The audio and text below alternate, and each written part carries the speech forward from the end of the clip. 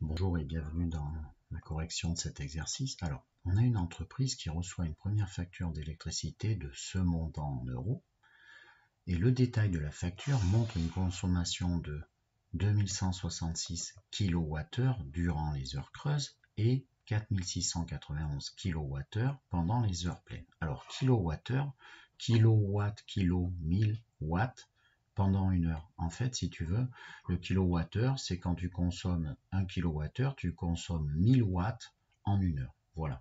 Et donc, il va y avoir un tarif horaire, tu le comprends, pour les heures pleines et les heures creuses. Donc ça, c'est des tarifs qui sont proposés par nos fournisseurs d'électricité, si tu veux. Et il y en a deux. C'est-à-dire qu'en gros, ils t'encouragent à consommer plutôt dans les heures creuses, souvent la nuit, des fois entre midi et 2. Ça dépend de chaque contrat. Mais ces heures creuses, normalement, elles sont moins chères. Voilà. Et du coup, c'est pour te favoriser à consommer dans ces moments-là. Et les heures pleines, bien sûr, elles sont un petit peu plus chères, c'est les heures courantes où trop de monde se connecte, voilà, afin de soulager le réseau EDF. Bref, il y a deux tarifs différents et l'unité donc de cette consommation, si tu veux, d'énergie, c'est le kilowattheure, le paquet de 1000 watts en une heure.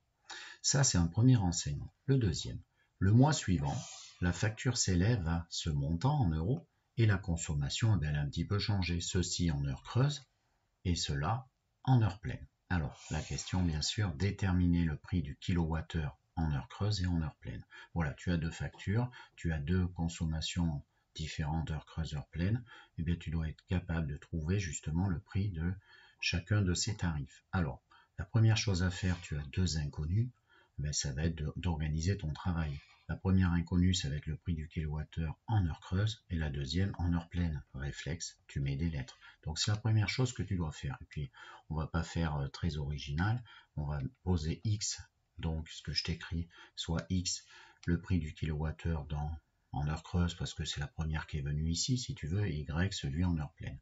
Donc tu gardes à l'esprit que le X inconnu et le Y inconnu représentent chacune de ces deux quantités. Alors il va falloir traduire cet énoncé, essayer de le mettre en numérique.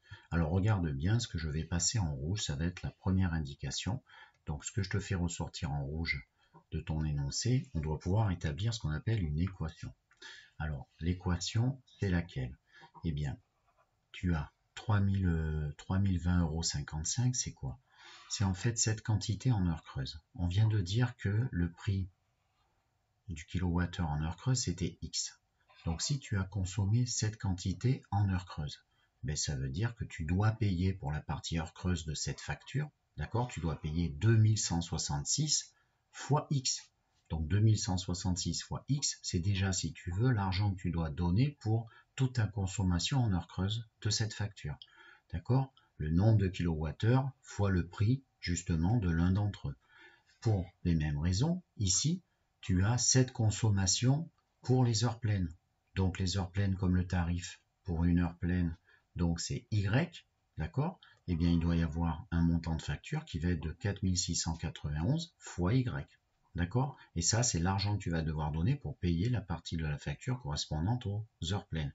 Donc, si on a la facture pour les heures pleines et la facture pour les heures creuses, et que tu dois trouver ce total, ça veut dire qu'en gros, tout simplement, 2166 fois X plus 4691 fois Y, ça doit donner ce montant en euros. Voilà, c'est la première indication. D'accord? J'espère que tu as bien compris. Alors, le deuxième enseignement, c'est de la même manière, si tu veux, je vais te passer en vert les informations à relever qui vont te donner une nouvelle équation. Voilà, je te l'affiche. Et donc, c'est exactement similaire à ce qu'on vient de faire. Tu as ici le montant de cette deuxième facture, ici la consommation en heure creuse, et ici la consommation en heure pleine. Et donc de la même manière que ce que je t'ai fait en rouge et donc la première équation, on va avoir que 2484 fois le prix en heure creuse, c'est-à-dire fois X, c'est le montant en heure creuse de cette deuxième facture, plus 1629 fois Y, eh bien ça va te donner le montant en heure pleine, eh bien ça doit te donner le total de ta consommation que tu dois payer, c'est-à-dire 1551. Et du coup, tu peux déduire et écrire un système de deux équations à deux inconnues. Ce que je t'affiche. Donc ce que je viens de te dire, je l'écris. Voilà. Donc on appelle ça un système. Alors qu'est-ce qu'on peut remarquer sur ce système? Une fois qu'on l'a écrit, dis donc, les montants, les noms, ils sont assez imposants. ça va être un peu plus embêtant que les petits systèmes que tu as dû faire avec mes collègues, avec 2x plus y égale 5, et etc. Eh bien, c'est pas grave. La méthodologie, elle est exactement la même. Alors, quand tu as des valeurs ici un peu embêtantes, conseil, on va faire la méthode dite des combinaisons linéaires. Tu peux regarder une vidéo bleue que je te propose, ou chercher autrement, relire ton cours concernant cette méthodologie, mais elle va y arriver tout le temps, quelles que soient les valeurs, aussi embêtantes soient-elles. Alors, quel est son principe? En fait, ici, j'ai la ligne 1, l'équation 1. Là, j'ai les lignes 2, l'équation 2. Je vais multiplier habilement les deux lignes, d'accord? J'ai le droit de multiplier tous les coefficients ici, tous les termes qui apparaissent, hein, celui-ci, celui-là et celui-ci, par le même nom, attention, non nul. De manière indépendante, je peux également faire la même chose ici, partout. Le but, si tu veux, c'est d'obtenir des coefficients identiques ou opposés, soit devant x, soit devant y, parce qu'après, on va pouvoir faire une opération qui est soit une addition, soit une soustraction pour l'éliminer. Et si on arrive à éliminer une inconnue, eh bien, on devrait pouvoir trouver l'autre. Voilà le principe. Alors, regarde mon astuce. On va se focaliser, je te propose, sur l'inconnu x, qu'on va essayer d'éliminer. Et on va essayer de se ramener ici au même coefficient. Alors, la méthodologie la plus simple, on ne va pas chercher le plus grand, enfin le plus petit commun multiplicateur. On va tout simplement multiplier 2484 toute cette ligne, de façon ici à obtenir 2166 fois 2484x. Et ici, par contre, partout, on va multiplier non pas par 2484, mais par lui, par 2166. Et du coup, ça va donner à cet endroit 2166 fois 2484. Après, tu adaptes tes calculs, mais en gros, tu vas obtenir la même chose ici. Alors, regarde bien et n'hésite pas à faire comme je vais t'afficher, à détailler tous tes calculs, hein, à pas te tromper. Hein. Là, il faut ta calculatrice, moi je l'ai prise, de façon à trouver tous les résultats de ces calculs un peu embêtants. Voilà, c'est ce que je t'affiche. Du coup, qu'est-ce que j'ai fait? J'ai multiplié L1, la ligne 1 qui est ici, je l'ai multiplié tous les coefficients par 2484, tous les termes. Donc, si tu fais 2166 fois 2484, tu vas donc trouver 5 380 344 et du coup x. Tu fais de même. Tu fais 4691 fois 2484, tu vas trouver ceci en y, et tu fais que c'est égal à ceci qui subit également fois 2484, et tu trouves ce résultat. Voilà pour la ligne 1 qui est en fait une équation équivalente, mais qui est multipliée par 2484, c'est-à-dire qu'il y a les mêmes solutions. On va faire de même, on va faire fois 2166, toute cette ligne. Donc 2166 fois ça, et c'était le but recherché. Tu obtiens donc le même résultat ici, hein, qui est 2166 fois 2484 en x. Là, ici, tu multiplies aussi par 2166 pour trouver ce résultat en y, et c'est égal à ceci fois 2166. Voilà, tu obtiens ceci. Et tu regardes bien, le truc à voir, c'est qu'en fait, ici, regarde, on a la même quantité d'x.